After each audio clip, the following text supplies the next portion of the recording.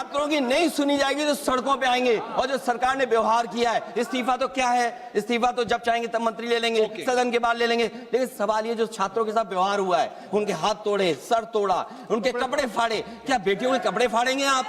हम और राहुल जी थे। अध्यक्ष महोदय, हम मजबूरी में गए हैं प्रधानमंत्री के आवास पर। अगर आप सुन लेते हैं यहाँ पर तो हम नहीं जाते। क्या प्रधानमंत्री स्टेटमेंट नहीं दे सकते हैं? युवाओं के लिए आप बाहर बोल सकते हैं, सदन में क्यों नहीं बोल सकते हैं आप? माननीय सदस्य संसदीय मंत्री जी, आप कुछ बोलना चाहते हैं? सब मैं बीएससी का फाइल मूव कर दो, सब बीएससी वाला मूव फाइल कर दो, रेजुलेशन। एक मिनट, आप क्या बोलना चाहते हैं?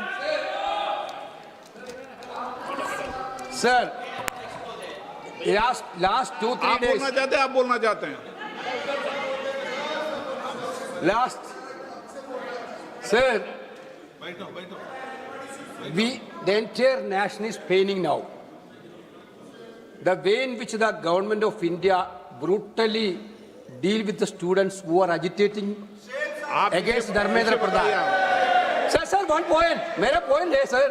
आप तो बताइए, आप चर्चा चाहते हैं? Indian opposition, सरकार चर्चा को तैयार है। सर आप पूरी चर्चा में बोलना ना, वेणुगोपाल जी, आप जितना समय चाहोगे बोलेंगे हम पूरी चर्चा में बोलेंगे sir.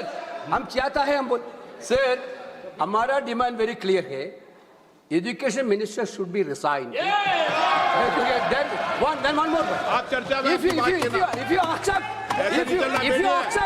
if you accept adjournment motion पर चर्चा करो सर। अध्यक्ष महोदय जी, adjournment motion 3 दिनों से सरकार की ओर से हमने ऑफर किया हुआ है। मैं औपचारिक तौर पर आज फिर माननीय स्पीकर महोदय आपके साथ से, अब सुनिए ना, आपने बात कहा है तो सुनिए ना। सरकार नीट पेपर लीक का चर्चा के लिए पूरी तरह से तैयार है और हमने पहले दिन से कहा है, जब चर्चा होती है तो किसी नियम के तहत होना पड़ता है और इसका व्यवस्था बनाना पड़ता है।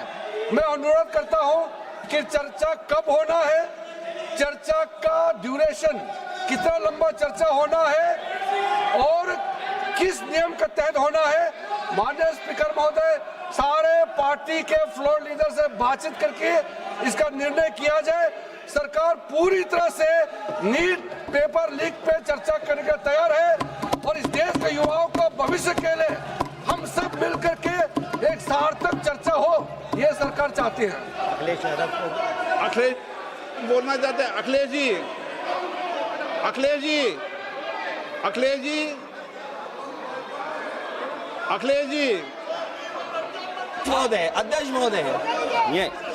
महोदय, अध्यक्ष महोदय, आपको नहीं बोलने दे रहे। अध्यक्ष महोदय, ये मुद्दा कांग्रेस, समाजवादी पार्टी, बीजेपी का नहीं है। ये मुद्दा युवाओं और छात्र नौजवानों का है। तो आपने इनको बुलवा दिया, क्या समझौता कर लिया आपने? क्या आपने क्यों नहीं बोलने दिया हमें? अध्यक्ष आपको मैंने बोलने के लिए कहा। एक मिनट प्लीज। नहीं, आपने समझौता क्यों कर लिया फिर? हम लोग का बात भी अखिलेश जी नहीं, छात्र नौजवान क्या केवल? अखिलेश जी, एक मिनट नहीं अध्यक्ष महोदय, ये पक्ष ठीक नहीं है अध्यक्ष महोदय। ये युवा छात्र नौजवान हम सब के हैं, हम सब लड़ रहे हैं उनके लिए।